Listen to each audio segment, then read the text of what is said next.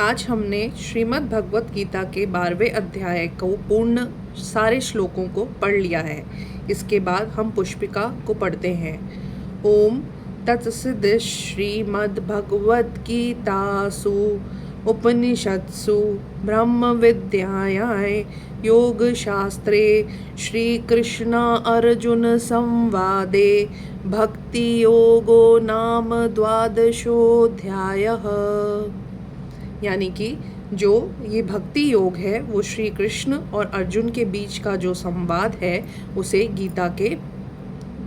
12वें अध्याय में गाया गया है। इस पूरे अध्याय के 20 श्लोक का अगर हम एक संक्षेप में वर्णन समझे तो ईश्वर को देख के सामने अर्जुन उन्हें कहते हैं और उनसे पूछते हैं कि आपके साकार रूप की आराधना करने वाले तथा आप में अव्यक्त निराकार रूप की आराधना करने वालों में से आप किन्हें श्रेष्ठ मानते हैं। यानी कि जो मूर्ति को भजते हैं या फिर हर चीज़ में ईश्वर को, जो कि ना भी दिखे तो भी हर चीज़ में ईश्वर को ढूंढने की कोशिश करते हैं और उन्हें मानते हैं, आप ईश्वर उनमें से कौन से भक्त को श्रेष्ठ मानते हैं। इस पर 12वें अध्याय में आगे के बाकी श्लोकों में ईश्वर अर्जुन को समझाते हैं। ईश्वर कहते हैं, वे जो अपने मन में मुझे स्थिर करते हैं और सदैव पूर्ण श्रद्धा के साथ मेरी भक्ति में तल्लीन रहते हैं, मैं उन्हें सर्वश्रेष्ठ योगी मानता हूँ। तो इस द्वितीय श्लोक में ईश्वर ने अर्जुन को 1 लाइन में ये समझा दिया कि जो लोग हमेशा मुझ में ही स्थित होकर के पूरी श्रद्धा से मेरी भक्ति करते हैं, यानी कि भक्ति मार्ग पर चलते हैं और मुझ में ही तल्लीन रहते हैं, उन्हें मैं सर्वश्रेष्ठ मानता हूँ। अब तीसरे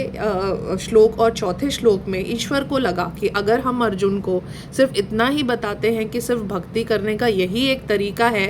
तो आगे के जितने भी भक्त हैं या फिर और भी जो भक्त हैं जो अलग अलग मार्ग से मुझ में पहुंचना चाहते हैं या सिर्फ पूर्णतया 24 घंटों में मेरे में ही तल्लीन होकर के भक्ति नहीं कर पाते, तो उनको क्या मैं अपने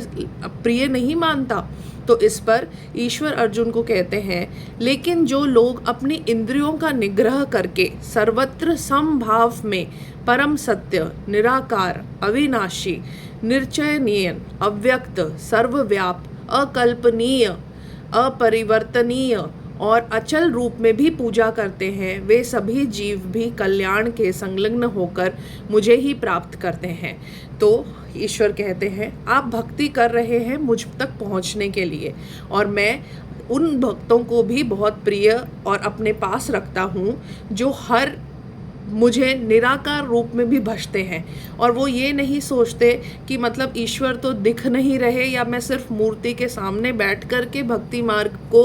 के रास्ते पर चलूँगा तो ही मुझे ईश्वर की प्राप्ति होगी। तो ईश्वर ने उन लोगों को भी ये एक तरीका दिया है कि भले ही आप मुझे निराकार रूप में मानते हैं, बट एक परम सत्य की तरह मुझे देखते हैं और मेरे अव्यक्त और सर्वव्यापक, मैं सब जगह हूँ, इस बात को मानते हुए भी अगर मुझे अपने मन में ईश्वर की तरफ भक्ति लगाते हैं और इस सत्य को नकारते नहीं हैं कि जो भी है वो सब ईश्वर का ही दिया हुआ है, ऐसे भी भक्त मुझे अति प्रिय है। आगे ईश्वर कहते हैं, जिन लोगों का मन भगवान में निराकार रूप में अनुरक्त रहता है, उनके लिए भगवान की अनुभूति का मार्ग अति दुष्कर रहता है। अव्यक्त रूप की उपासना देहधारी जीवों के लिए अत्यंत दुष्कर है। यानी कि हम इंसान जो हर चीज़ को साक्षात प्रमाण के रूप में चाहते हैं, वो ईश्वर कहते हैं कि जब आप मेरे निराकार रूप को भजते हैं तब आपका मन लगाना मुझ में थोड़ा सा मुश्किल हो जाता है, क्योंकि जब आप किसी चीज़ को देख पाते हैं, समझ पाते हैं, छू पाते हैं, उनके दर्शन और एक जब आप आंखें बंद करें तो ईश्वर की आकृति जो कि आकार रूप में है वो आती है, तो वो उनके लिए भक्ति मार्ग पे चलना तो आसान है, परंतु जो मेरे निराकार रूप को भजते हैं उनके लिए ये दुष्कर है। ये बात ईश्वर जानते हैं, फिर भी वो अपने ऐसे भक्तों को भी बहुत प्रिय और समता भाव से देखते हैं कि वो भी मेरे भक्ति मार्ग पे चल करके मुझ तक पहुंचने के प्रयास में तल्लीन है। आगे ईश्वर कहते हैं, लेकिन जो सभी कर्मों को मुझे समर्पित करते हैं और मुझे परम लक्ष्य समझकर मेरी आराधना करते हैं और अन्य भक्ति मार्ग से भी मेरा ध्यान करते हैं और मुझ में अब स्थिर हो जाते हैं, अपनी चेतना में भी मुझे स्थिर कर लेते हैं और एकाग्र कर लेते हैं, हे पार्थ, मैं ऐसे भक्तों को शीघ्र ही जन्म के इस मृत्यु और जन्म के संसार से उद्धार कर देता हूँ। मतलब कि ईश्वर कहना चाहते हैं कि आप मुझ में ही सब चीज़ों के लिए हर कार्य कर रहे हो और जो भी मैं कर रहा हूँ ईश्वर है, ऊपर मुझे देख रहा है और मैं उन तक पहुंचने का एक ज़रिया ढूंढ रहा हूँ। मैं ऐसे लोगों को जल्दी ही मृत्यु संसार के सागर से उद्धार उनका कर देता हूँ। अपने मन को केवल मुझ में ही स्थिर करो और अपनी बुद्धि को भी मुझ पे समर्पित कर दो, तो इस प्रकार तुम सदैव मेरी स्तुति करोगे और इसमें कोई संदेह नहीं है। आगे ईश्वर कहते हैं, हे अर्जुन, यदि तुम दृढ़ता से मुझ पर ही अपना मन स्थिर करने में असमर्थ हो, यानी कि आप इतना भी नहीं कर पा रहे, तो सांसारिक कार्यकल्पों से मन को विरक्त कर भक्ति भाव से निरंतर मेरे स्मरण करने का ही अभ्यास करो। यानी कि जो भी मैं संसार में कर रहा हूँ, मैं सिर्फ उसको ईश्वर की एक भक्ति ही समझ करके कर रहा हूँ। ऐसा भी करोगे तो भी आप इस मार्ग पे चलते हुए मुझ तक ही पहुंचोगे। यदि तुम मेरे स्मरण करने में भी अभ्यास नहीं कर सकते, यानी कि अगर आप पूरा दिन आकार रूप की भक्ति नहीं कर सकते, निराकार रूप की स्तुति नहीं कर सकते, या फिर मुझ में ध्यान भी नहीं लगा सकते, तो कर्म में ध्यान लगा करके, और अगर ये भी ना कर पाने के लिए आप पूर्ण नहीं हो, तो मेरी सेवा के लिए कर्म करने का अभ्यास करो। इस प्रकार तुम पूर्णतः ही अवस्था को प्राप्त कर लोगे। यानी कि ईश्वर ने अर्जुन को भक्ति मार्ग के साथ साथ कर्म करते हुए और सेवा का अभ्यास करने का भी एक तरीका बताया, जिससे हम इंसान ईश्वर तक आराम से पहुंच सकते हैं।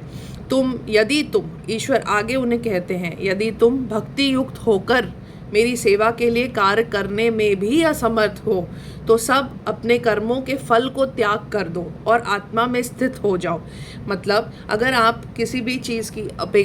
अनपेक्षा करते हुए कि ये जो भी कार्य कर रहे हैं उससे हमें क्या मिलेगा, उसको भी त्याग कर देते हो, तो ये भी एक भक्ति मार्ग में चलने का एक तरीका है और आगे ईश्वर की ही प्राप्ति होती है। जो किसी प्राणी में द्वेष नहीं करते, सबसे मित्रता रखते हैं, वे बहुत दयालु हैं, ऐसे ही भक्त मुझे सबसे ज़्यादा प्रिय हैं। और जिनमें कोई अहंकार नहीं होता और जो हमेशा सुख और दुख भाव में भी सम रहते हैं, वही भक्त मुझे सबसे ज़्यादा प्रिय हैं। वे जो किसी को उद्वती करने के कारण नहीं होते, ना ही किसी के द्वारा व्यक्त होते हैं, और सुख दुख में समभाव में रहते हैं, उन्हें ना कोई चिंता होती है, ना ही कोई भय सताता है, ऐसे भक्त मुझे हमेशा प्रिय हैं। वो जो संसार में प्रलोभन में उदासीन नहीं रहते, ब्रह्म और आंतरिक रूप से शुद्ध, निपुण, चिंता रहित, कष्ट रहित और सभी कार्यकल्पों में स्वार्थ रहित रहते हैं, ऐसे भक्त मुझे अति प्रिय हैं। वे जो लौकिक सुख से हर्षित नहीं होते और सांसारिक दुख से भी अति निराश नहीं होते, यानी कि भावना में रहते हैं, ना ही उन्हें कोई लाभ की लालसा होती है, ना ही किसी लाभ ना होने से कोई दुख में चले जाते हैं। जो शुभ कर्म और अशुभ कर्म का परित्याग करते हैं और भक्त जो हमेशा भक्ति में रह करके हर कार्य को करते हैं, वो मुझे अति प्रिय है। जो मित्रों और शत्रुओं के लिए भी समान है, जिन्हें ना कोई मान होता है ना अपमान होता है, यहाँ तक कि जो शीत ऋतु, ग्रीष्म ऋतु, सुख दुख सब में समता भाव में रहते हैं और संसार में रहते हुए ना ही कोई प्रशंसा ना ही निंदा से उन्हें कोई फर्क पड़ता है, ऐसे लोग मुझ में ही पहुँचते हैं और ऐसे भक्त मुझे अति प्रिय हैं। वे जो यहाँ प्रकट किए गए इस अमृत रूप ज्ञान का आदर करते हैं, यहाँ तक कि ईश्वर ने कह दिया कि 12वें अध्याय में जितने भी मैंने श्लोक कहे, अगर आप उनके सारे मार्गों का आदर भी करते हैं और उसे समझने की कोशिश करते हैं, मुझ में विश्वास रखते हैं और निष्ठा भाव से मेरे को याद करते हैं, मेरा स्तुति करते हैं, मेरी वंदना करते हैं, ऐसे भक्त हमेशा मुझ में ही पहुँचते हैं और ऐसे भक्त मुझे अति प्रिय हैं। हरि ओम।